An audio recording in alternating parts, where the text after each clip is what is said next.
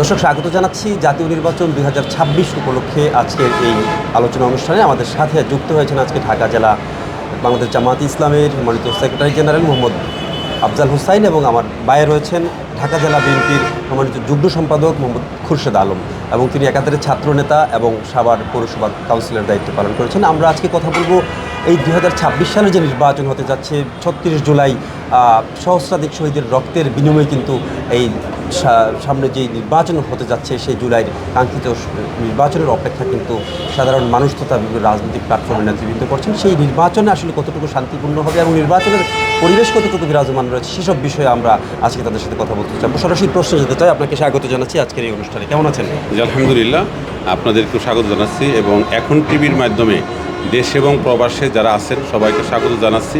এবং আজকের আয়োজনে অনুষ্ঠানে আমাদের সাথে আমাদের উপস্থিত আছেন বিএনপির সাবেক যুগ্ম সাধারণ সম্পাদক যুবদলের এবং সাভারের কৃতি সন্তান লায়ন মোহাম্মদ খুরশেদ আলম ভাইকেও স্বাগত জানাচ্ছি এবং যারা আমাদের এই অনুষ্ঠান শুনছেন তাদেরকেও শুভেচ্ছা জানাচ্ছি। আচ্ছা, একটু জানতে চাই, এই যে 36 জুলাই সহস্র শহীদের রক্তের বিনিময়ে কিন্তু যে নির্বাচনের জন্য 17 বছর আপনারা আন্দোলন করেছেন, সংগ্রাম করেছেন, জেল জুলুম কেটেছেন, সেই কাঙ্ক্ষিত ক্ষণটি কিন্তু আসতে যাচ্ছে। কিন্তু যে ফেব্রুয়ারির মাঝামাঝি সময় যে নির্বাচন অনুষ্ঠিত হবে, সেই নির্বাচনের যে পরিবেশ আসলে কতটুকু বর্তমান রয়েছে বলে আপনি মনে করছেন? আলহামদুলিল্লাহ রাব্বিল আলামিন, আসসালাতু ওয়াসসালামু আলা সাইয়্যিদিল মুরসালিন ওয়া আলা আলিহি ওয়া সাহবিহি আজমাইন। এখন টিভির এই সুন্দর আয়োজনের সম্মানিত সঞ্চালক, উপস্থিত বিএনপির নেতৃবৃন্দ এবং আমার সাথে উপস্থিত সহকর্মী ভাইরা, আসলে আমাদের দেশ একটি দীর্ঘদিন নির্বাচনের বাহিরে ছিল এবং দীর্ঘ 17টি বছর আওয়ামী ফ্যাসিস্টদের নির্যাতনের শিকার ছিলাম এবং সাধারণ মানুষ তাদের ভোটের অধিকার প্রয়োগ করতে পারে নাই। বিনা ভোটের নিশিরাতের এবং আমি তুমির নির্বাচনে বিগত সময় তারা কাটিয়েছে। এখন ঢাকা 19 আসনের মানুষ, ভোটাররা নির্বাচনের জন্য উদগ্রীব হয়ে আছে এবং বর্তমান অন্তর্বর্তীকালীন সরকার 26 সালের ফেব্রুয়ারি মাসে নির্বাচনের তারিখ ঘোষণা করেছেন এবং সেই ক্ষেত্রে আমি ঢাকা জেলা উত্তরের ছাত্র শিবিরের জেলা সভাপতি ছিলাম, জামাত ইসলামীর ঢাকা উত্তর অঞ্চলে দায়িত্বশীল ছিলাম। এখন ঢাকা 19 আসনের জামাত ইসলামীর নমিনি হিসাবে আমি প্রতিদিন বিভিন্ন এলাকাতে ঘুরে বেড়াচ্ছি এবং সারাদিন আমি গণসংযোগ করছি এবং আমার কাছে মনে হচ্ছে ঢাকা 19 আসন ঢাকার সন্নিকটে হওয়ার পরেও নির্বাচনের জন্য এখানে পরিবেশ সুন্দর আছে এবং আমরা আগামীতে যে নির্বাচন সরকার ঘোষণা করেছে এখানে নির্বাচনের একটি পরিবেশ আমরা আশা করি পাব। বাংলাদেশ জামাত ইসলামী ইতিমধ্যেই 5 দফা কর্মসূচি ঘোষণা করেছে। আমরা সেই 5 দফার ভিত্তিতেই সামনে আন্দোলন সংগ্রামে এবং আমরা 5 দফা আদায়ের জন্য চেষ্টা করব। তার প্রথম দফা হচ্ছে যে জুলাই সনদকে বাস্তবায়ন রূপ দিতে হবে, দ্বিতীয় হচ্ছে যে পিয়ার পদ্ধতিতে নির্বাচন করতে হবে, তৃতীয় হচ্ছে যে আমাদের যারা এই লেভেল প্লেইং ফিল্ডের মাধ্যমে একটা যাতে সুন্দর একটা পরিবেশ তৈরির মাধ্যমে নির্বাচন হয় সেই ব্যাপারে আমরা আন্দোলন সংগ্রাম কর্মসূচি ঘোষণা করেছে কেন্দ্র।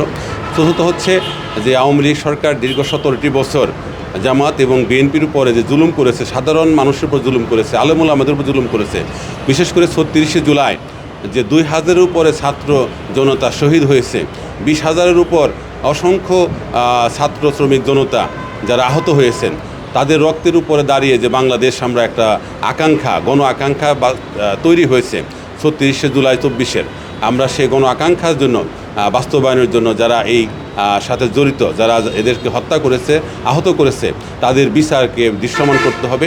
এর আগেও আওয়ামী লীগ সরকার যে গুম খুন করেছে, এরপর আপনার যারা এখানে আয়না ঘরের মতন নির্যাতনের জন্য সেল তৈরি করেছিল, তাদের বিচার আমাদের দৃশ্যমান করতে হবে। 5 নম্বর হচ্ছে যারা আওয়ামী লীগ সরকারকে এই 17 বছর টিকে থাকার জন্য জাতীয় পার্টি এবং 14 দল যারা সহযোগিতা করেছে তাদেরকেও বিচারের আওতায় নিয়ে আসতে হবে এবং তাদেরকে নিষিদ্ধ করতে হবে। এই 5 দফা দাবিতে জামাত ইসলামী সারা দেশব্যাপী কর্মসূচি ঘোষণা করেছে এবং আমরা অন্তর্বর্তী সরকারের কাছে আমরা আহ্বান করব দেশের একটা এই 5 দফা দাবি মেনে নিয়ে আগামী জাতীয় সংসদ নির্বাচন যেন সুন্দর সুষ্ঠু হয় এবং ঢাকা 19 আসনে আমরা যারা আছি আমরা ইনশাল্লাহ আমরা সামনে নির্বাচনের জন্য প্রস্তুতি গ্রহণ করছি এবং আপনাদেরকে সবাইকে ধন্যবাদ জানাচ্ছি যাতে নির্বাচনের একটা সুন্দর পরিবেশ বিরাজ করে। আমরা আসবো আবার আপনার কাছে। আমরা একটু যেতে চাই ঢাকা জেলা বিএনপির সাবেক যুগ্ম সম্পাদক লায়ন খুরশেদ আলমের কাছে। খুরশেদ আলম, স্বাগত আপনাকে। কেমন আছেন? ধন্যবাদ, ভালো আছি। আচ্ছা, একটু জানতে চাই, এই যে এত আন্দোলন সংগ্রাম করে কিন্তু আপনারা 17 বছর যে ফ্যাসিস্ট সরকারের হাত থেকে দেশকে মুক্ত করেছেন, একটি গণতান্ত্রিক উপায়ে কিন্তু নির্বাচনের প্রহর গুনছেন আপনারা যে কখন সে কাঙ্ক্ষিত ঘণ্টি আসবে এবং গণতান্ত্রিক পর্যায়ে নির্বাচন হবে, গণতান্ত্রিক সরকার রাষ্ট্র পরিচালনা করবেন। সেই রাষ্ট্র পরিচালনা করতে গিয়ে আমরা দেখেছি যে ইন্টারিম গভর্নমেন্টের যে জনবল, যে আইনশৃঙ্খলা বাহিনীর যে বর্তমান অবস্থা, এই অবস্থার মধ্যে কি আপনি মনে করছেন যে সুষ্ঠু নির্বাচন হতে পারে, বা যদি আইনশৃঙ্খলা বাহিনী ইন্টারিম গভর্নমেন্ট কোনো কারণে ব্যর্থ হয় সেক্ষেত্রে সুষ্ঠু নির্বাচনের লক্ষ্যে আপনারা কী কী করতে প্রস্তুত রয়েছেন আপনার দল? ধন্যবাদ এখন টিভিকে। প্রিয় দেশবাসী, আসসালামু আলাইকুম। সামনেই হিন্দু ধর্মাবলম্বীদের জন্য যে তাদের জন্মাষ্টমী যে তার জন্য শুভ বিজয় দশমীর অগ্রিম শুভেচ্ছা। আপনি যে প্রশ্ন করছেন যে গভর্নমেন্ট যদি ফেল করে তাহলে আমরা কিভাবে কি করতে পারি, আসলে দেখেন, একটা সুষ্ঠু নির্বাচন পরিচালনা করতে গেলে গভর্নমেন্ট, জনগণ সবার সম্মিলিত প্রচেষ্টাই সেটা সুষ্ঠু হতে পারে। যদি গভর্নমেন্ট চাইলো, জনগণ চাইলো না, তাহলে ওটা নির্বাচন। গভর্নমেন্ট ফেল করে বলতে আমি যেটা বোঝাতে চেয়েছি, একটি কেন্দ্রে কয়েক হাজার ভোটার থাকে, তার বিপরীতে নিরাপত্তার স্বার্থে 10 থেকে 15 জন পুলিশ থাকে। এই অল্প সংখ্যক পুলিশের ক্ষেত্রে কিন্তু এই সুষ্ঠু নির্বাচন সম্ভব না। আমরা অতীতে দেখেছি, ফ্যাসিস্ট সরকারের সময় আমরা দেখেছি ব্যালট বাক্স ছিনতাই, রাতের ভোট, দিনের ভোট, নানা কর্মকাণ্ড, ব্যালট পেপার ছিনতাই, নানা ভোট কেন্দ্র দখল, এগুলো কিন্তু হতে পারে। যদি এরকম কিছু হয় তাহলে আপনারা সেগুলি কীভাবে মোকাবিলা করবেন? আমরা তো ভোটের একটা সুষ্ঠু ভোটের জন্য, একবার ভোট দেওয়ার জন্য, সুষ্ঠু ভোটের জন্য তো আমরা বিগত 17 বছর দেশনায়ক তারেক রহমানের নির্দেশে সারা বাংলাদেশের সব দল মিলে আমরা আন্দোলন সংগ্রাম করছি। এখন একটা সুষ্ঠু সময় আসছে, একটা ভোট হবে, সেই ভোটটা কোনো কুচক্রী মহল নষ্ট করবে আর আমরা এই দেশের জনগণ তাকায় দেখবো এমন কোনো কথা না। আমরা দেশ এবং দেশের জনগণ এবং বিএনপির পক্ষ থেকে আমরা আপনাকে এইটুকু আশ্বস্ত করতে সারা বাংলাদেশের মানুষই এই ভোট, তার ভোটের অধিকার রক্ষার জন্য সর্বোচ্চ চেষ্টা করবো। আর আমি আপনাকে কথা দিতে পারি যে আমরা বুকের তাজা রক্ত দেওয়া হলেও আমরা জনগণের ভোটের অধিকার ফিরিয়ে দেবো এবং ভোট রক্ষা করবো ইনশাল্লাহ। আচ্ছা, আমরা তো দেখেছি আপনি তো সাভারের মানুষ, ছোটোবেলা থেকে সাভারে বড় হয়েছেন, ছাত্রদল করেছেন, পর্যায়ে যুবদল করেছেন, তারপর বিএনপির আপনি যুগ্ম সম্পাদকের দায়িত্ব পালন করেছেন, একাধিকবার কাউন্সিলর ছিলেন। এই দীর্ঘ সময়ে কিন্তু আপনার রাজনৈতিক একটা বড় অভিজ্ঞতার ভান্ডার কিন্তু নিঃসন্দেহে সমৃদ্ধ হয়েছে। তা আপনার কি মনে হচ্ছে যে এই যে বর্তমান সিচুয়েশন যেভাবে চলছে, আমরা কিন্তু দেখেছি যে বিশেষ করে বর্তমান বাংলাদেশের বড় যে শীর্ষ রাজনৈতিক দল হিসাবে কিন্তু বিএনপি এবং জামাত ইসলামের কথাই আসছে, কিন্তু সাধারণ মানুষের সাথে কথা হচ্ছে, তাদের কিন্তু একটা অভিযোগ নেই। তারা বলছেন যে বর্তমানে শিল্প কলকারখানা দখল, বাজারঘাট দখল থেকে নানা অভিযোগ কিন্তু একটা, এবং আইনশৃঙ্খলা বাহিনীর যেই আনস্টেবল সিচুয়েশন, এটাকে আপনি আসলে ঝুঁকি মনে করছেন কিনা, বা এইগুলো আসলে কারা করছে? এটা আমরা ঝুঁকি মনে করতেছি না। আর এগুলোর পিছনে ফ্যাসিস্ট আওয়ামী লীগ সরকারের যারা সব দোষর বাংলাদেশে রয়ে গেছে, প্রশাসনও আছে এবং বিভিন্ন পর্যায়েও আছে, তারা বিভিন্নভাবে এই ধরনের ঘটনা ঘটাইতে পারে। আপনারা বিগত 5 দিন আগে দেখেছেন সাভারের একটি উরি ফ্যাশন গার্মেন্টসে এরকম একটা বিশৃঙ্খলা সৃষ্টি হয়েছিল। আমি সাভারের নেতা ডাক্তার মোহাম্মদ সালাউদ্দিন বাবুর নির্দেশে আমি নিজে গিয়ে 2 পক্ষের সাথে 4.5 ঘন্টা বসে এই সমস্যা আমি সুষ্ঠুভাবে সমাধান করে দিছি। মূলত আমরা যদি রাজনীতিবিদরা আমরা যদি চাই যে সাভার শান্তিতে থাকবো, আমরা যদি চাই যে সাভারের কোনো বিশৃঙ্খলা হবে না, কোনো গার্মেন্টসের ঝামেলা হবে না, তাহলে হওয়া সম্ভব না। আর কুচক্রী মহল চেষ্টা করবে, কিন্তু আমরা প্রশাসনের সর্বত্র সহযোগিতা করব এবং প্রশাসনের সাথে কাজ করব। এবং আমি চাই সাভার না, সারা বাংলাদেশের সমস্ত রাজনৈতিক দলগুলো যারা এখন বর্তমানে অ্যাক্টিভ আছেন, সবাই যার যার জায়গাতে কাজ করে নির্বাচন জায়গায় থাকবে, কিন্তু আমরা এমন একটা পরিবেশ তৈরি করতে চাই যাতে সাধারণ মানুষ নির্বাচনও করতে পারে, প্লাস পাশাপাশি সাভারের এবং সারা দেশের আইন শৃঙ্খলাও যাতে সুষ্ঠু সুন্দরভাবে থাকে। আর গার্মেন্টস সেক্টরটা হলো একটা বৃহৎ সেক্টর সাভারে, এইখানের জন্য গভর্নমেন্টেরও আলাদাভাবে নজর দিতে হবে এবং বিজিএমের আলাদাভাবে নজর দিতে হবে। এটা শুধু কাউরে এককভাবে দোষারোপ করা যাবে না। কেউ চেষ্টা করতে পারে, কিন্তু চেষ্টা করার সাথে সাথে প্রতিরোধ করতে হবে। এটা করার জন্য প্রশাসনের সতর্ক থাকতে হবে।